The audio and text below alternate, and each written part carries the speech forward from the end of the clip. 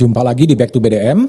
Back to BDM hari ini saya kembali akan berbicara, akan ngobrol dengan sahabat saya meskipun dia lebih senior dari saya. Seorang advokat yang malang melintang di dunia hukum 30 tahun. Kemudian menjadi politisi, menjadi anggota DPR dari fraksi PDI Perjuangan. Dan kemudian menjadi hakim agung. Ya, sebuah karir dari hakim di lingkungan di Mahkamah Agung, dan beliau masuk ke jalur Mahkamah Agung melalui hakim non karir, sekarang sudah pensiun dan kemudian mendirikan sekolah hukum. Kawan saya itu adalah Profesor Dr. Topane Gayus Lumbun SHMH. Bang Gayus, gimana kabar? Baik Mas Budi. Sehat ya? Ya, sehat. Selalu. Aku ingin tahu Bang, saya banyak dengar cerita karir Bang Gayus, Prof. Gayus di Mahkamah Agung.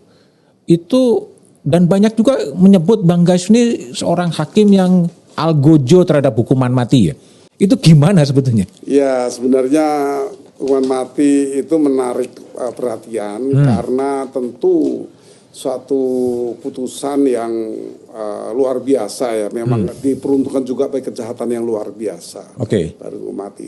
Nah, putusan itu menjadikan masyarakat menghitung ya berkali-kali dalam karir saya selama 2011 sampai 2018 itu hampir 7 tahun ya, atau sekitar 7 tahun itu saya memang banyak sekali bukan saya mau mutus, diberi tugas ya, pembagian oleh pimpinan ya untuk mengadili perkara-perkara ya, kebetulan yang saya temukan perkara-perkara pembunuhan sadis, narkotika, beberapa lainnya ada yang terorisme. Nah, ini memang kejahatan-kejahatan yang secara hukum itu mendapat kelompok dari jenis hukumannya itu hukuman berat.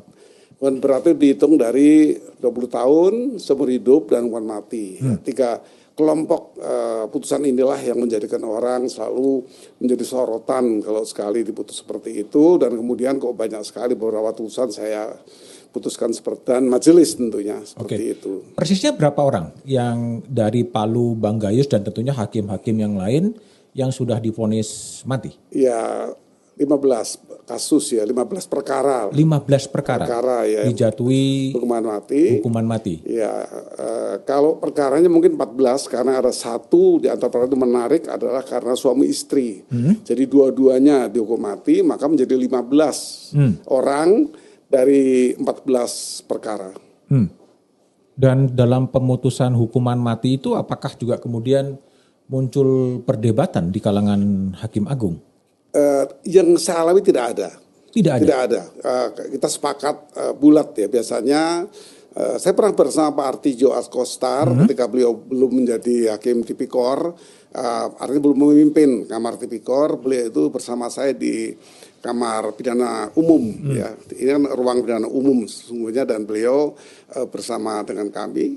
Dissenting tetap ada dan pernah terjadi, tetapi tidak sering ya, karena bagi saya pribadi kalau ada dissenting, saya mengharapkan jangan dissenting. Mari kita tambah majelis 5, 7 atau yang penting ganjil, sehingga ada bantuan pandangan hukum yang mungkin lebih baik dari yang masuk ke majelis. Itu selalu usul saya untuk ditambah majelis, jadi tidak ada yang dissenting. Kalaupun mau dissenting ya kalau posisinya sudah sangat jaraknya jauh, hanya 2 orang misalnya lawan 5 orang ya itu mau tidak mau dissenting yang asli ya begitu. Tapi kalau 3 orang cuma 1 dissenting, kenapa nggak ditambah, kekuatannya lebih imbang gitu. Dalam 15 putusan yang divonis mati dan Bang Gayus sebagai salah satu anggota, itu yang dissenting opinion berapa banyak? Saya hanya melihat 1 ya, tapi juga dissenting itu timbul setelah putusan malah, sehingga dissenting muncul setelah putusan. Iya, karena posisinya tetap sama ya, hanya dissentingnya itu kalau saya lebih memandang sebagai concurring ya, bukan dissenting, karena kalau concurring itu yang beda hanya pandangan-pandangan saja, tapi strafmatnya atau hukumannya itu sama sebenarnya. Jadi kita, wah ini sebenarnya, nah begitu. Kalau sudah sebenarnya berbeda pandangan, saya anggap itu concurring. Itu satu kali saja. Tidak ada perdebatan gitu antara hukuman mati atau hukuman seumur hidup terhadap terdakwa, karena kan apapun hukuman mati masih menjadi kontroversi Iya, sebetulnya. pernah terjadi ketika kasus pembunuhan seorang wanita dengan diseret dan hancur dari muka sampai ke bawah itu, disentingnya berbeda-beda 3 orang. Yang satu 20 tahun, yang satu seumur hidup. Dan saya melihat ini pembunuhan sadis ya, yang takut diulangi orang lain atau dia sendiri karena masih muda, umurnya baru 3 bulan. Tersangka ini atau terdakwa ini baru 30-an, 32 tidak salah. Berpotensi kalau dia dihukum 20 tahun ya akan ada pengurangan dan bisa jadi nanti melakukan lagi. Karena kesadisannya ini nggak dapat dibayangkan. Dia ini mengatakan bahwa dia melakukan itu jambret, ya, merampas gitu. Tapi kenapa kalau jambret itu membekali dirinya dengan golok yang besar dan dibacokkan itu muka ke kepala. Nah, jadi saya berpikir ini memang sudah sadis, kejiwaan yang sudah sulit untuk diberi solusi untuk kesempatan lain untuk berubah. Kami sepakat, tapi sepakatnya berbeda-beda. Tetap bukan berat, tetapi ada yang 20 tahun, ada yang 15 tahun, dan saya memutuskan ini hukuman mati. Jadinya hukumannya berapa? Mati. Hukuman mati juga. Ya.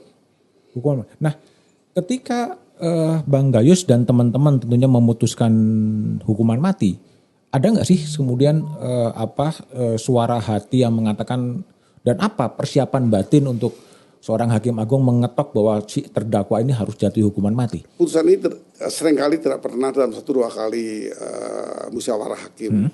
Selalu lebih dari 5 kali. Ya, kita mau menyaring kembali, menggunakan pemikiran seperti apa yang saya baca dari gagasan Immanuel Kant. Ya. Immanuel Kant itu hidup di abad ke-18, 1724 tepatnya. Dia menulis sebuah buku yang disebut sebagai The Science of Right. Hak, ilmu tentang hak. Terus hak hidup. Ditulis di situ. Nah, tapi Immanuel Kant menyebutkan sudah selayaknya kalau orang itu memfitnah orang, ya dia difitnah. Kalau dia membunuh orang, if he kill another, kill himself. Artinya dia ya setimpal, semua itu seimbang. Kalau dia bunuh orang, dibunuh. Itu menurut hak, ilmu tentang hak. The right, the science of right. Itu di buku itu terus begitu. Jadi kita hampir terpengaruh juga, ya bagaimana korban memikirkan keluarganya. Yang di Bandung itu korbannya bernama Sofia Yofi. Dialah tulang punggung keluarga untuk mencari uang, bekerja sebagai analis di sebuah lembaga keuangan.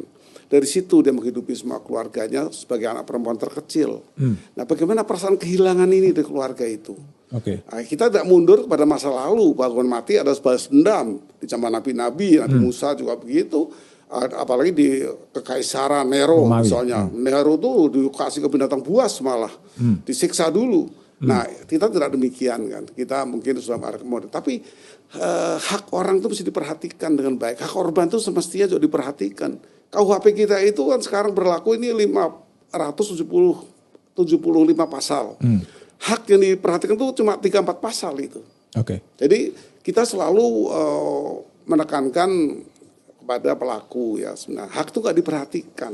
Hak itu tentu harus diperhatikan lebih mendalam ya, yang betul-betul ini serius untuk dianggap sebagai satu perbuatan yang menghilangkan rasa dimiliki oleh orang lain ya, keluarganya, dan bahkan sebaliknya kalau itu zaman masa lalu, balas dendam itu sebagai konsep masa lalu untuk menghukum orang dengan berat begitu.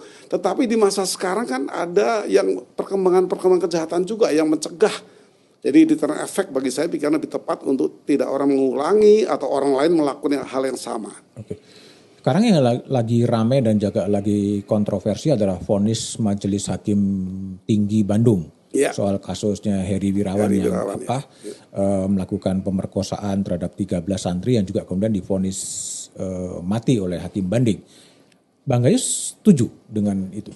Saya akan mengatakan bahwa perbuatan ini memang sudah luar biasa ya, kejahatan yang merampas hak asasi orang yang sangat luar biasa dalam keadaan terpaksa. Kadang-kadang kan hal itu dilakukan itu tidak semata-mata karena merampas begitu saja. tentu dengan berbagai apa yang diinginkan.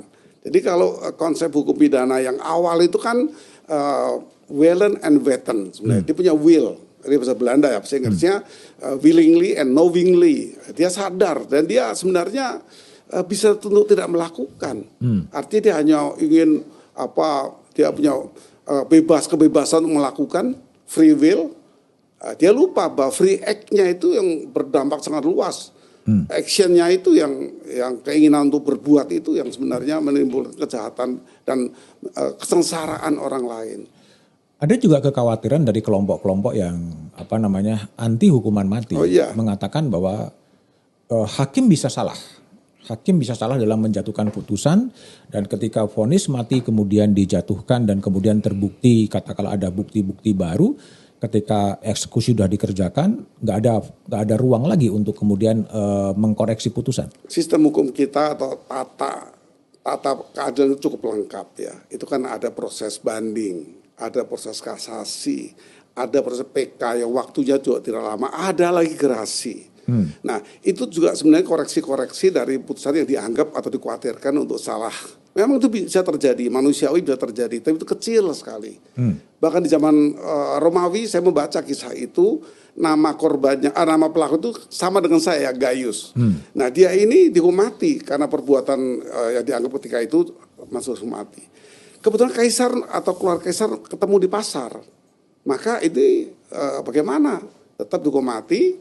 Hakimnya dihukum mati, kemudian algojonya dihukum mati. Jadi satu perbuatan itu menjadikan 4 orang dihukum mati.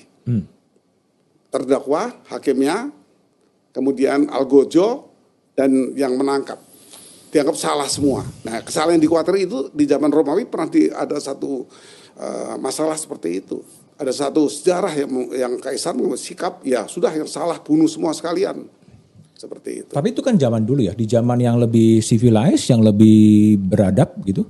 Apakah kemungkinan juga terjadinya peradilan sesat dan kemudian sudah dihukum mati, dan apakah tidak ada kemudian perasaan bersalah atau apapun? Bagi saya untuk hukuman mati di era sekarang belum ditemukan ada kesalahan seperti itu karena berjenjangnya proses koreksi dari putusan di awal ya.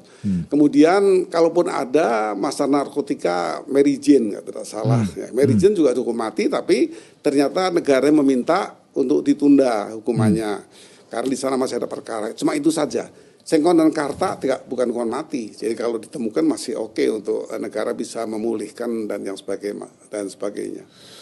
Tapi gimana dengan sebuah pendapat bahwa hukuman mati ini menghilangkan hak orang untuk hidup seperti ini? Ya, di konstitusi kita juga menyebut seperti itu ya, di pasal 28 huruf I ya, tidak boleh dikurangi dalam keadaan apapun dan dengan cara apapun hidup dan kehidupan orang itu. Tetapi ingat di pasal di selanjutnya di Y itu diingatkan terhadap orang yang harusnya menghormati hak asasi orang lain, dihukum menurut hukum yang berlaku.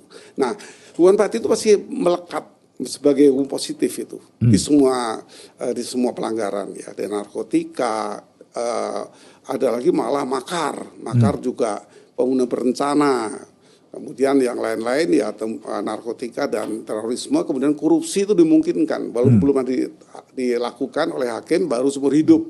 Itu pun baru 2 putusan yang saya lihat untuk hukuman seumur hidup terhadap pidana tipikor.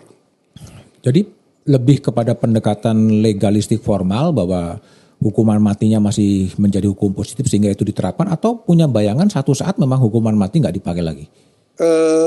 Hakim ini kan bekerja dengan tiga pemikiran. Yang satu dia meyakini apa yang dia putuskan itu benar. Kemudian dia harus mempunyai logika hakim ya, bukan logika umum. Hakim punya logika yang berbeda sebenarnya. Si logismenya itu lebih kepada korban. Bagaimana keadaan korban yang dibunuh, kemudian kalau narkotika demikian ribuan sehari. Nah, tetapi juga ada yuridis yang tadi itu, hukum positif yang masih berlaku. Kalau hukum itu dirubah, tentu hakim tidak akan bisa menggunakan hukuman mati sebagai salah satu hukuman pidana yang dijatuhkan. Tapi memang 2 kali diuji tentang hukuman mati ini di zaman Pak Jimli tahun 2007. Pak Jimli tetap mengatakan hukuman mati masih relevan digunakan di Indonesia dan tidak bertentangan dengan konstitusi. 2009 Pak Mahfud juga memutus yang sama. Artinya ini masih relevan. Nah, itu konstitusi. Artinya hakim-hakim kan berujung kepada sumber hukum. Sumber hukumnya mengatakan seperti itu oleh penguji konstitusi yang bernama Mahkamah Konstitusi. Kalau pandangan pribadi Bang Gayus, apakah hukuman mati memang masih seharusnya dipertahankan? Ada beberapa hal yang perlu diperhatikan, yaitu kalau kita melihat legal culture ya. Ini gagasan dari Friedman. Lawrence Friedman menggagas hukuman itu sebenarnya diperhatikan dari 3 sisi. Yang pertama harus undang-undangnya dulu diperhatikan, substance. Legal substance-nya itu harus bagus dan betul sesuai di era itu, di zaman itu yang tadi Pak Jimli dan Pak Mahfud memandang. Kemudian ada struktur yang baik. Tetap ada struktur yang baik atau petugas hukum yang betul-betul benar. Dia mengonsumsi saja atau mengedarkan, itu tipis pasalnya di Undang-Undang Narkotika. Itu juga menentukan itu struktur. Petugasnya yang menilai awal, baru hakimnya. Nah, hakim juga struktur di tingkat terakhir.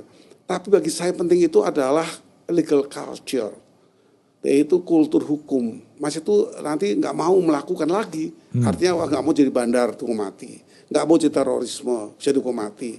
Nggak mau makar, dihukum mati resikonya. Nah, kalau publik masyarakat sudah obey the law, tahu undang-undang ancamannya, dan udah ada pengalaman yang terjadi, dia tidak melakukan. Maka bagi saya kuncinya percuma di demo-demo kami di Mahkamah Agung, siap menghukum mati, ada demo aja itu, dari bahkan dibawa ke ruang publik ya. Saya juga pernah diundang di Mata Nasua, di Metro TV waktu itu berhadapan dengan pegiat anti hukuman mati.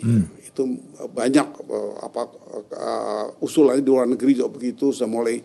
Nah, bisa saja kalau publik sudah merasa kulturnya itu sudah mulai berkurang untuk melakukan niat di undang-undang, berbagai undang-undang, belasan undang-undang itu yang ancaman hukuman mati, maka tentunya secara otomatis hukuman mati itu nggak usah dirubah, undang-undangnya pun juga sudah tidak perlu diterapkan. Tidak bisa diterapkan. Tidak diterapkan karena kultur hukumnya sudah menghindari itu. Tetapi kalau tidak, ya tentu bisa di moratorium pelan-pelan, artinya dikurangi seperti bersyarat, hukuman mati bersyarat. Hukuman mati kalau demikian sadis itu tentu, tapi dimasukkan di undang-undang supaya hakim dan para penegak hukum ini tahu ada hal-hal yang memang berusaha ke moratorium, mengurangi bahkan menghapus nantinya.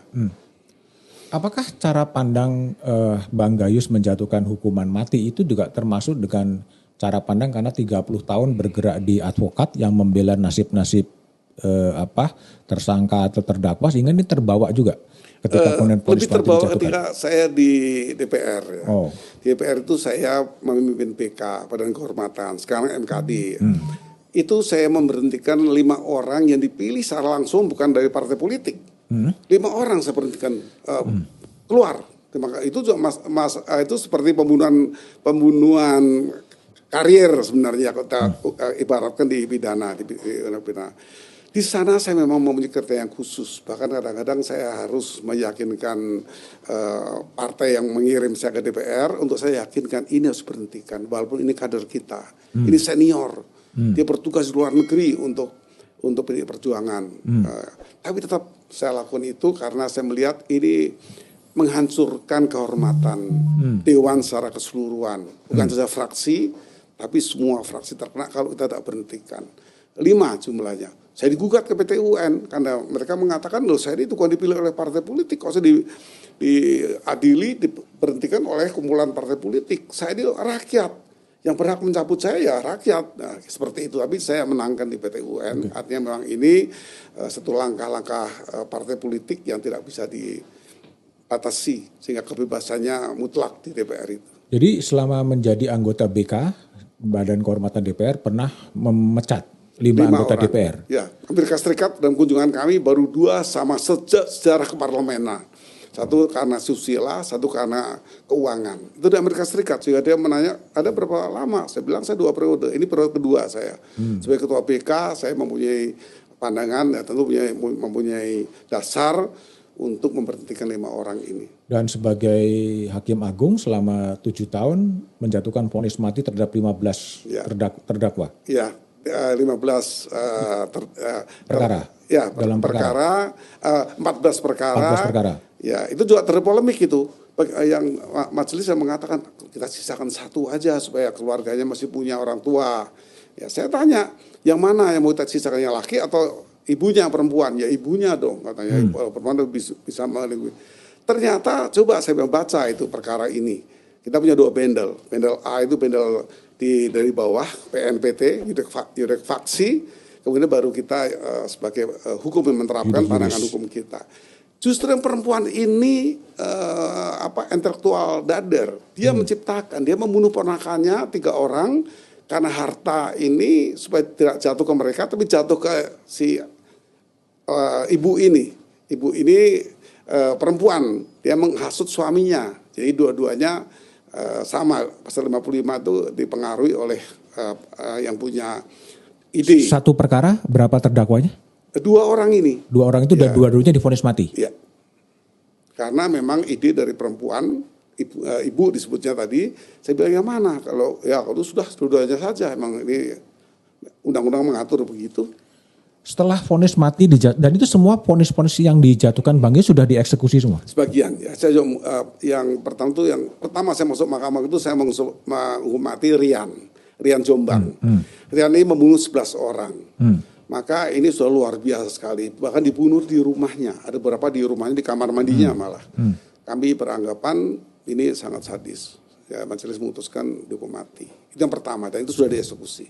Tidak pernah ada semacam perasaan menyesal sebagai hakim agung yang dikonstruksikan sebagai wakil Tuhan kemudian mencabut nyawa?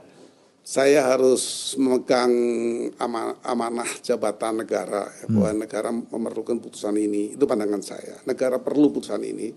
Siapa kalau semua berpikir tidak mau, semua berpikir diringankan saja, tentu saya tanggung jawab pada negara dan kepada iman saya. Saya yakin bahwa dengan cara ini, ya, di Alkitab juga banyak kok hukuman mati ditemukan. Nah, ini maksud saya untuk bagaimana jabatan negara Indonesia emban dengan baik, sebaik-baiknya, semaksimal mungkin, walaupun kita mungkin juga tidak nyaman. Ya. Itu tidak nyaman. Hukum berat itu tidak nyaman. Tidak nyaman. Sangat tidak nyaman. Tetapi itu harus saya lakukan dan saya ambil sebuah risiko. Seperti saya memecat anggota DPR. Apakah nyaman? Ketemu temannya setiap di DPR selama sekian 5 tahun jabatan saya, ya saya hadapi. Ini putusan saya. Saya berhentikan. Satu fraksi. Ada ulama juga. Seorang ulama, dia serong dengan biarawati di sebuah kelompok rumah ibadahnya, dikubur di pastori di mana dia tinggal, di tempat tiga-tiganya selingkuhannya itu, kemudian 2 hasil hubungan gelapnya, jadi 3 orang sekaligus dikuburkan di depan kamarnya. Ini satu perbuatan yang ini kan. Kalau ulama itu kan imam sebenarnya bagi umat. Nah, imam mencontohkan seperti itu tidak kelihatan. Sekian tahun kemudian baru ketahuan dan terbongkar. Nah, ini yang saya temukan dalam berkas perkara. Tapi apakah kemudian hukuman mati ini juga bisa memperbaiki keadaan terhadap kriminalitas, terhadap apapun juga? Tidak selalu. Tetapi kalau saya berpikir terbalik, contrarionya, dihukum berat saja masih berkembang, narkotika misalnya, apalagi tidak ada hukuman yang berat, mereka nggak takut. Hukum berat tuh Gang of Nine itu, 9 orang dihukum sekaligus hukuman mati semua, dari di Bali kejadiannya tertangkapnya dihukum mati semua 9-9-nya. Nah, satu dan ditunda, Mary Jane salah itu ditunda karena masih, saya tidak tahu perkembangannya karena saya sudah keluar dari sistem hakim, jadi saya tidak mengikuti. Tapi yang ketika saya mengikuti diminta itu 1 orang. Itu dimungkinkan. Karena 15 orang divonis mati, Bang Gayus keberatan dengan label yang ditulis berbagai media sebagai algojo hukuman mati atau spesialis hukuman mati? Ya tentu. Itu kan stigma yang kurang baik sebenarnya terhadap mungkin watak saya, karakternya baik di stempel seperti itu mungkin ya. Padahal saya melakukan semua ini dan memang saya lebih mempunyai potensi untuk menentukan sebenarnya karena biasanya hukuman mati itu juga tidak nyaman bagi semua hakim. Nah, tapi saya lalu memberikan motivasi saya, ini kita harus lakukan. Saya tanya, adil apa tidak kalau begini? Kalau Bang adil, mari kita lakukan. Walaupun saya ketika salah satu tidak pernah menjadi pimpinan, tetap saja kita kan hakim tidak punya pimpinan. Di fungsinya tidak pernah, di fungsional kami tidak punya pimpinan. Masing-masing mempunyai hak yang sama, mempunyai keyakinan yang sama. Kalau kemudian selama menjadi advokat pernah nggak membela kasus-kasus yang pembunuhan? Sering sekali. Kalau kita ingat perkara Nyobengseng, ya itu judi ya? Ya tokoh sebenarnya dia Ira Matara, pengusaha musik ya. Saya koordinator. Saya koordinator perkara ini ya, karena memang terdakwa menunjuk saya. Dari ada OC Kaligis itu, ada Ruhut juga anggota tim itu. Kemudian ya kita seringkali membahas. Kemudian ya kita memperjuangkan semaksimal mungkin. Nyobengseng dituntut apa? Mati. Terus Bang Gayus posisi waktu itu sebagai pembela gimana? Saya menang karena memang dalam beberapa hal itu terdakwanya kan ada dua, ada Opio, ada Engsan, kalau kita ingat Hasan ya. Tapi dua-duanya dibebaskan. Tadinya 19 tahun, kemudian dalam perkara kasasi saya menangkan. Oh itu dipegang oleh Bang Gayus juga maksudnya? Saya pegang. Di kasasinya? Iya, saya menang di kasasi. Oh tapi bukan sebagai terdakwa? Oh tidak. Bukan sebagai penasihat hukum? Ya penasihat hukum. Sebagai penasihat hukum Pak. Saya sebagai advokat waktu sebagai itu. Advokatnya ya. Hasan? Iya. Ketika belum masuk ke DPR. Ketika belum masuk ke Mahkamah Agung? Ya bahkan belum masuk DPR. Belum masuk tahun DPR. 80-an itu. 90-an maaf. Tapi dulu di Hasan yang dituntut hukuman mati kemudian mengajukan pembelaan untuk dikurangi hukumannya. Saya minta dibebaskan. Minta dibebaskan? Ya karena ini sebenarnya kalau saya tidak salah ingat itu dilakukan bukan oleh perintah. Tapi memang salah perintah itu. Salah perintah kemudian juga sasarannya sebenarnya bukan diperintah untuk membunuh. Tidak, perintahnya bukan membunuh. Oke. Bang sambil minum Bang, minum. Makasih. Sambil minum. Ya. Tapi juga saya sedikit bergeser ya dari hukuman mati ke tetap pada lingkungan Mahkamah Agung. Iya. Lingkungan Mahkamah Agung kan dikonstruksikan sebagai kekuasaan kehakiman yang merdeka, yang bebas dari apapun. Betulkah itu sebenarnya kekuasaan yang merdeka dan independen itu? Hakim ini kan manusia biasa, Mas Budiman. Jadi karakteristiknya juga sama orang. Makanya saya satu hakim yang keberatan dipanggil yang mulia, itu saya sangat keberatan. Karena kami ini orang biasa, punya hilaf, kadang-kadang punya kesalahan yang manusiawi, kadang-kadang punya kepentingan-kepentingan yang tidak kelihatan tapi dirasakan. Ya. Bagaimana kalau saya mengadili keluarga teman saya? Ya saya harus minta mundur ke pimpinan. Saya pernah lakukan. Ada sebuah pembunuhan yang dilakukan oleh kepolisian, oleh pangkatnya tidak rendah, AKBP, dituduh membunuh. Saya di hati saya yakin memang ini bukan dia lakukan, di keyakinan saya. Tetapi tidak ada konflik kepentingan, karena ini keluarga dari teman dekat saya, datang ke saya. Nah kalau saya mendengar suara hati saya mungkin, dan keyakinan saya akan membebaskan. Tetapi kan ini kesan buruk bagi nanti kalau di masyarakat, saya minta mundur. Ya, saya minta kepimpinan untuk kasus ini, saya minta tidak menjadi hakim dan dikabulkan. Selama Bang Gayus menjadi hakim agung pernah nggak sih ada godaan-godaan suap dan lain sebagainya di lingkungan Mahkamah Agung? Kalau suap saya tidak pernah, tapi kok tekanan seringkali, ancaman ya, telepon ya, kepada staf saya, Pak Gayus pulang jam berapa, lewat mana katanya. Seperti itu berkali-kali karena saya sedang mengadili perkara yang berat, perkara yang memang tadi yang banyak hukumannya berat untuk narkotika ini. Oh, terus? Dari mana ini? Geng Tamrin. Itu dia menyebutnya geng Tamrin. Ya saya bilang aja nggak usah dicari-cari. Ketemu aja di mana kalau memang urusannya harus saya temuin, saya bilang. Nah, tapi 2-3 kali tidak ada. Itu mungkin cuma saya war saja. Kalau dukungan dalam katakan banyak orang mengatakan KUHP itu kasih uang habis perkara gitu kan. Itu sangat sulit dibuktikan Mas Budiman ya, karena itu kalau pengalaman pribadi Pak Gayus? Saya pernah difitnah. Difitnah bahwa saya menerima uang 750 juta rupiah melalui e-banking transfer. Pernah saya. Dan itu tayangkan di hitam putih. Jadi Kosbus. Ya. langsung dia tunjukkan, ini buktinya. Hakim Agung juga bisa disuap 750 oleh Corbusier. Dan saya laporkan itu ke Mabes Polri dan dipanggil semua, termasuk dari Corbusier, datang ke Mahkamah Agung yang menyatakan bahwa dia kurang teliti. Karena PPATK begitu dengar Hakim Agung ya tentu udah bergerak. Zaman itu Pak Yusuf, zaman PPATK oleh Pak Yusuf. Yeah.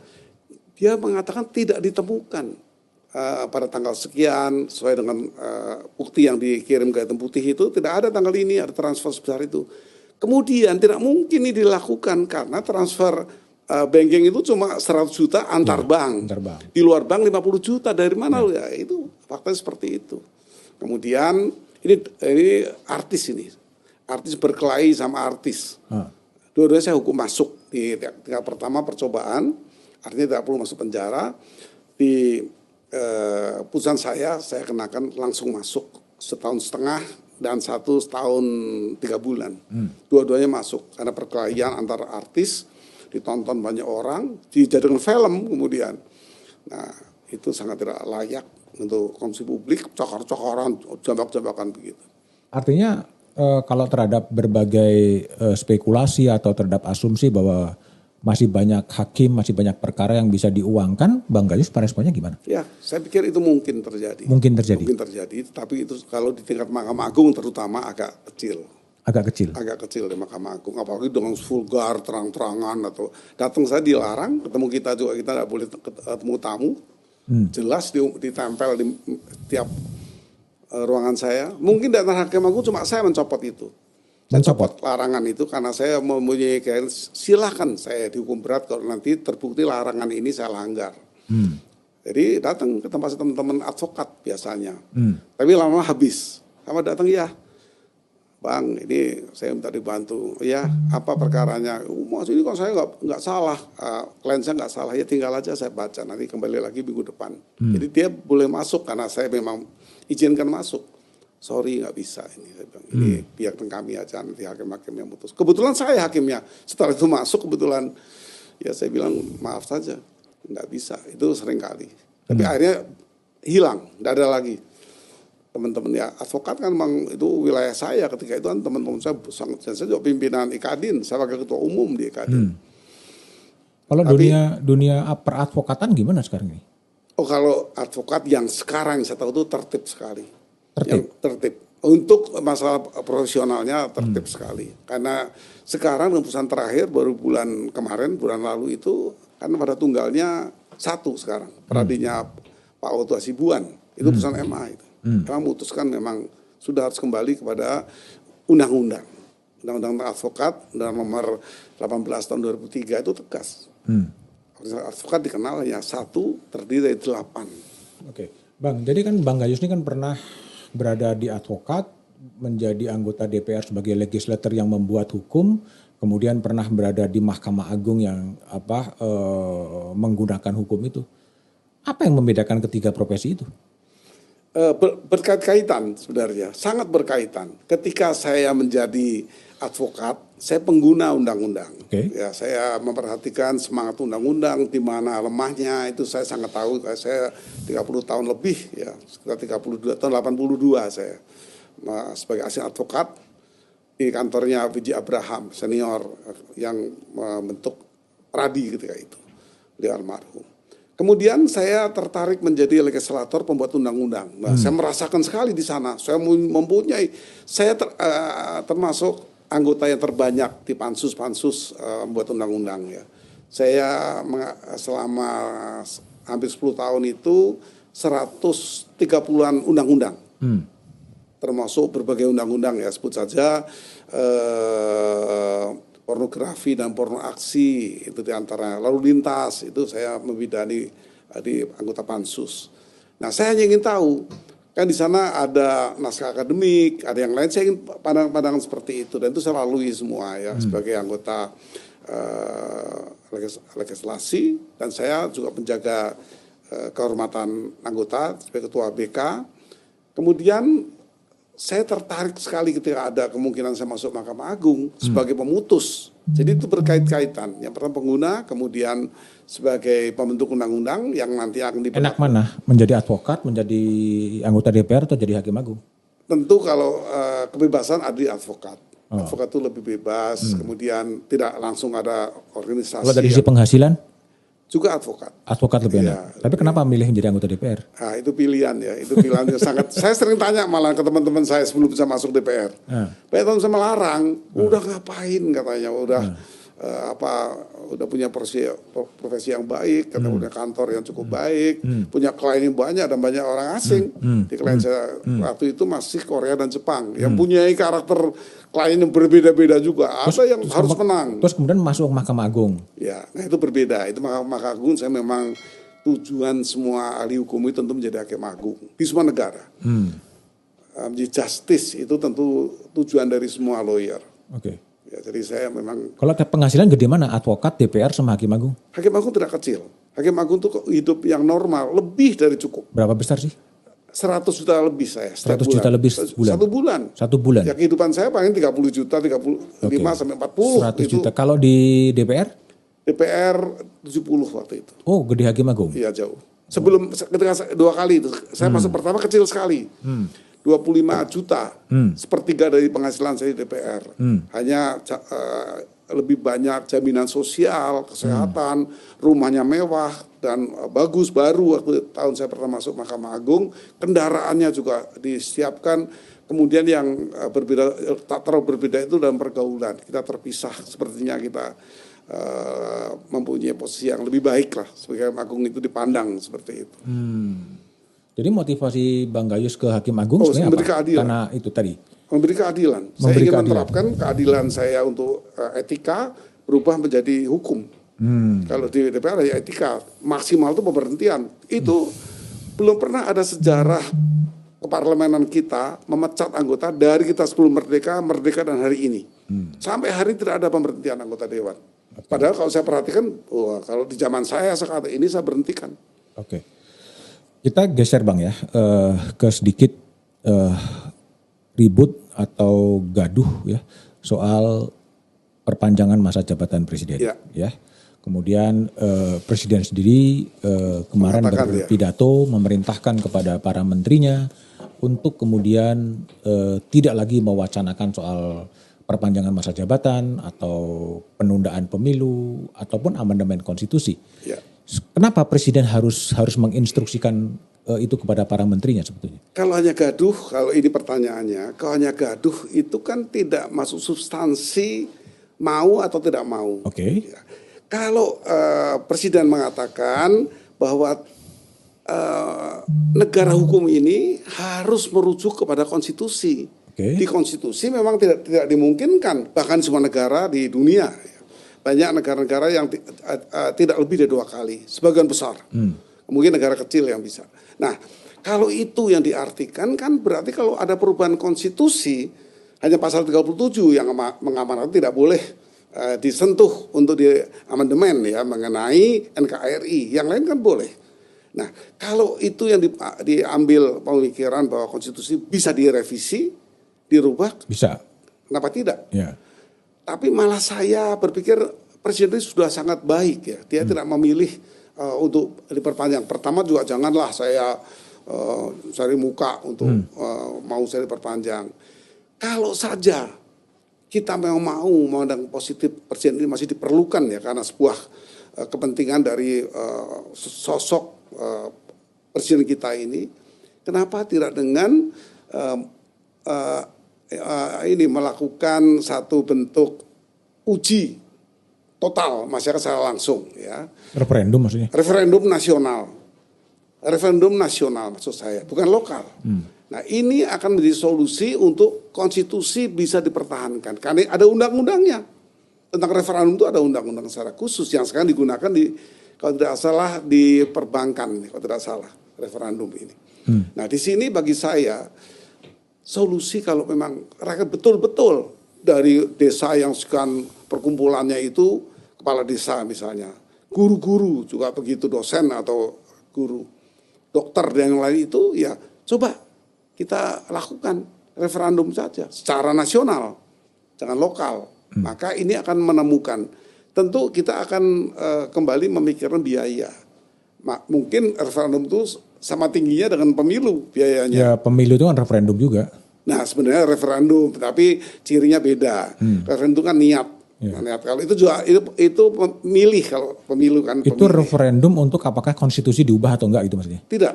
Apakah presiden masih diperlukan untuk diperpanjang masa jabatannya satu kali misalnya atau bagaimana? Itu referendum bagi saya. Di hati saya kepikir kenapa gak ada orang bicara referendum nasional? Karena tapi kalau konstitusi sudah membatasi 2 periode, kenapa harus dibikin referendum lagi ya? Referendum itu sifatnya menyimpang dari apa yang sudah ada kan. Undang-undang itu bukan satu kitab yang harus benar-benar dipenuhi.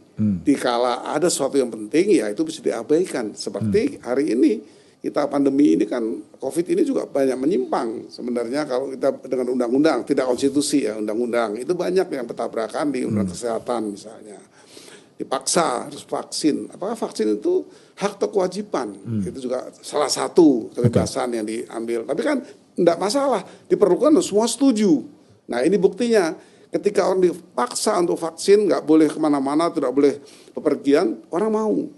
Kenapa? Karena memang seperti itu. Nah ini dibuat satu referendum, apakah wacana untuk presiden menambah masa jabatan itu betul-betul diperlukan oleh semua kalangan. Ya kita lakukan. Itu kalau memang ukurannya adalah mekanisme yang sesuai dengan undang-undang. Karena kita punya undang-undang. Oke. Sedikit bergeser lagi Bang. Bang Gayus kan cukup punya pengalaman ya. Tadi saya bilang 30 tahun di advokat. Lalu kemudian menjadi anggota DPR selama 10 tahun, 2 periode. Dan kemudian menjadi hakim agung. Di dunia akademis pun meraih guru besar ya. Saya ingin tanya. Apa sih menurut observasi Bang Gayus, Profesor Gayus terhadap masalah yang paling hakiki di bangsa Indonesia itu sebenarnya apa? Ya kalau saya ukur bagaimana semua bangsa itu mentaati undang-undang atau aturan. Ya. Hukum itu sudah living law itu memang sudah living, undang-undang tidak selalu living memang. Tapi memang negara kita ini memang multi etnis, multi kedaerahan dan sebagainya, kultur kita ini memang susah. Karena kalau saya melihat kita mau menyatukan aturan saja, aturan seringkali diuji. Perda itu banyak sekali yang tidak bisa diikuti dan Mahkamah Agung membatalkan. Saya ikut membatalkan ketika saya mendapat tugas untuk melakukan uji materi, ya, paling tidak sebagai anggota panel, anggota hakim pidana yang dipanelkan masuk untuk ikut memberi dukungan. Nah, di situ saya merasakan sebenarnya kita perlu membatasi. Berapa lama sih kita akan merubah bangsa ini untuk mentaati hukum? Karena negara hukum harus mentaati hukum. Salah satu itu prinsipnya itu. Artinya apakah memang salah satu masalah yang ada di bangsa Indonesia menurut Prof. Gayus adalah ketaatan orang pada hukum? Obey the law, ya. Singapura itu telah diteliti ternyata berbagai etnis juga di sana. Paling ada 3 etnis. Itu mereka bisa diatur dengan baik sampai hari ini kita lihat di Singapura jauh lebih baik dibanding negara Asia lainnya di luar Jepang ya. Itu dia perlu 50 tahun untuk menata sehingga sampai hari ini. 50 tahun menurut survei itu. Jepang itu karena kulturnya kuat, adatnya kuat dan dia homogen, dia cuma satu. Itu 100 tahun malah. Merubah semua tata cara yang dianggap harus menjadi hukum yang modern. Dari pemberian-pemberian itu kita anggap upeti, kalau mereka kehormatan memberi itu. Nah seperti itu, merubah mindset itu memang perlu waktu. Kita harus pastikan negara harus ada satu konsep jangka panjang, jangka menengah, dan jangka pendek sebenarnya. Jadi esensinya adalah ketaatan pada hukum itu sebagai salah satu masalah yang dihadapi oleh bangsa ini. Karena kita negara hukum. Oke. Yang kedua, kalau menurut Bang Gayus itu negara mana sih di luar Indonesia yang memang menjadi negara yang ideal dalam perspektifnya Profesor Gayus? Kalau kultur yang sama dengan Indonesia, berbagai etnis yang ada di negara itu ya Singapura. Singapura itu demikian akur, mereka saling mentaati hukum ya. Dia bisa memilih presiden yang dari bangsa lain. Hari ini orang Minangkabau itu, orang keturunan Minang yang belum lama di Singapura dipercaya oleh presiden. Artinya kepala negara, kepala pemerintahnya tetap PM, Perdana Menteri, kepala pemerintah. Tapi kepala negara kan lebih luas lingkupnya. Itu dipercaya ya etnis mana saja. Bisa diangkat memimpin karena apa?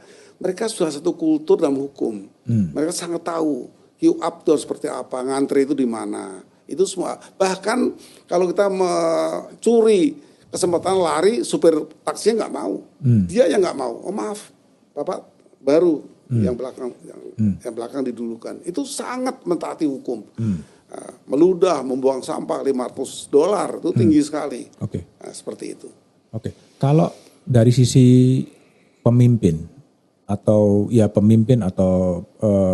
leader baik di dalam negeri maupun di luar negeri yang mendekati gambaran ideal Bang Gayus, siapa kalau di dalam negeri?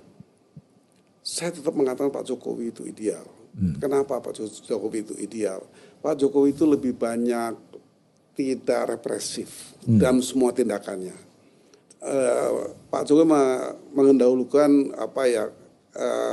meeting of mind. Dia lebih banyak untuk menyatukan pikiran. Itu bagi saya konsepnya Pak Jokowi ini, termasuk bagaimana dia mempunyai konsep yang terbaik bagi saya adalah kata-kata Pak Jokowi mengatakan kalau kita tidak bisa ekspansi dalam suatu masalah, mari kita konsolidasi. Itu sangat indah buat saya sebagai kepala negara.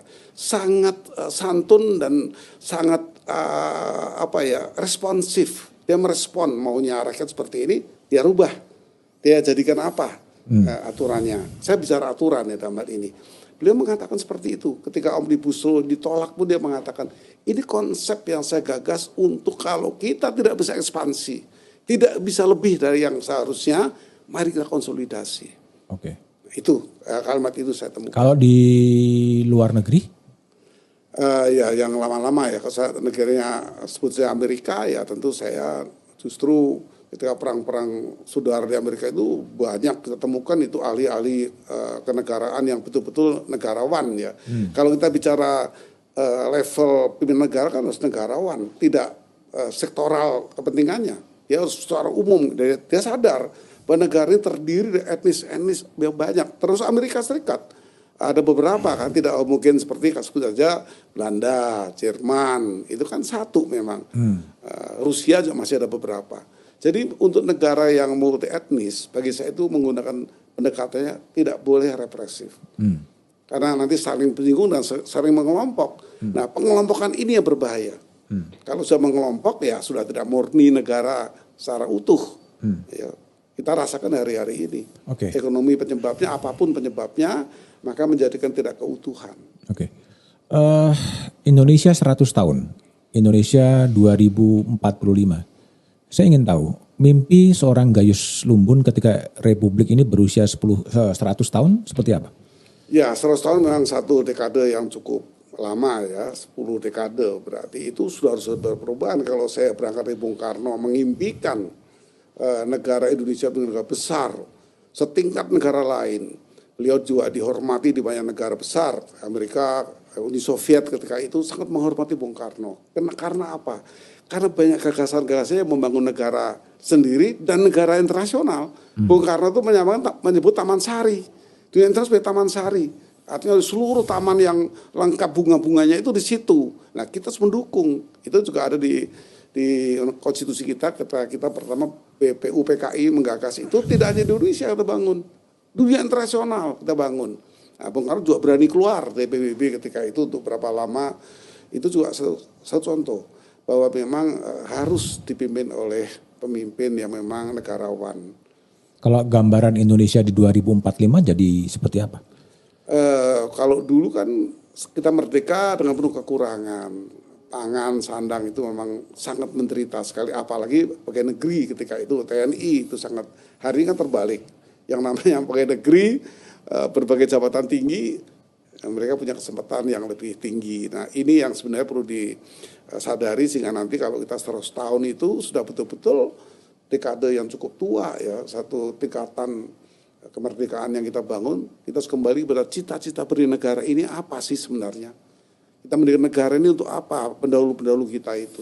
Itu saja sebenarnya. Bang Gayus optimis dengan Indonesia 2045 yang katanya akan masuk pada jajaran negara-negara besar.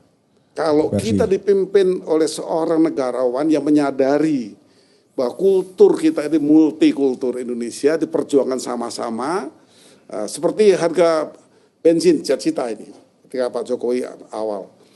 harus sama sampai ke Papua, harus sama harganya. Itu salah satu konsep bahwa negara yang multikultur, multi etnis ini harus disatukan sehingga mereka tidak merasa ditinggalkan. Saya menghormati itu. Jadi beberapa pikiran hanya mungkin kalau saya mengatakan pendukung-pendukungnya, karena presiden tidak pernah sendiri. Presidensial ini kan sifatnya memang kelompok. Nah, satu orang tidak mungkin bisa mengalahkan kelompoknya sendiri. Kalau dia tidak kuat, seorang negarawan perlu didukung oleh pendukungnya yang juga sama karakternya membangun negara. Banyak orang-orang yang mengatakan ketika orang mencari negarawan di Indonesia adalah mencari yang nggak ada. Saya menggunakan konsep conditio sine qua non ya. Konsep mengatakan tidak pernah ada akibat tanpa sebab. Itu menjadi terkenal ketika kopi beracun yang tidak ada buktinya, tapi hakim bisa menghukum 20 tahun perkara kopi beracun. Itu mengerti teori ini. Bahkan diungkapkan oleh kepala penyidik, Krisnamukti. Memang ini saya menahan orang yang tidak ada dasarnya. Tapi dengan teori ini artinya apa? Kita harus mengenal sebab akibat. Sebab apa kita sudah 70 tahun lebih dari 80 tahun menjelang nanti 100 tahun akibatnya seperti ini, apa sebabnya? Jadi kita mesti mencari sebab itu, Mas. Artinya betul sinyalemen bahwa nggak ada negarawan di negeri ini. Oh tidak, justru ada karena ada akibatnya. Berarti ada sebabnya. Sebabnya harus lebih baik daripada akibat yang timbul seperti hari ini. Kita mundur sekali hari ini. Utang kita lebih besar sekali. Ini bukan salahnya seorang presiden, bukan. Ini dari beberapa presiden menurun sampai hari ini itu beban yang kumulatif, sangat kumulatif itu. Nggak bisa kita katakan ini sekarang utang sekian titik, nggak bisa. Nah itu kita cari akar masalah sebabnya, karena ini akibat. Oke, kalau Indonesia 2024, pemimpin seperti apa yang cocok untuk membawa Indonesia sukses menuju Indonesia 2045? Kalau Pak Jokowi mempunyai pembantu-pembantu yang ideal, bukan seperti yang hari ini yang kita temukan saya masuk penjara, menteri masuk penjara, tidak satu. Tidak ada yang itu, saya masih yakin Pak Jokowi masih mampu menghantar kita ke yang lain. Yang saya catat adalah pembantu-pembantu presiden. Loh, beliaunya kan habis 20 Oktober 2024. Iya, tapi kalau ini kan kita kalau ditanyakan kalau saya ingin punya tetap Pak Jokowi dengan catatan. Dievaluasi para pembantu yang baik. Kalau penggantinya Pak Jokowi, karakter pemimpin seperti apa? Tentu saya tidak bisa menyebut nama orang, tapi kira-kira ya yang sekarakter dengan Pak Jokowi, negarawan yang ya sekarakter orangnya. Kalau Pak Jokowi tidak bisa lagi, memang konstitusi begitu, dengan catatan tadi, dia harus punya pembantu-pembantu yang kita lihat akibat hari ini dievaluasi, yang bagus dipilah, yang tidak bagus dibuang. Oke, Bang Gayus, terima kasih telah ngobrol di Back to BDM. Jadi silahkan bagi pemirsa yang mau tidak sependapat, mau sependapat dengan pandangan Profesor Dr. Gayus Lumbun bisa memberikan komentar di kolom komentar. Thank you, Bang. Terima kasih, Mas. Terima kasih. Ya.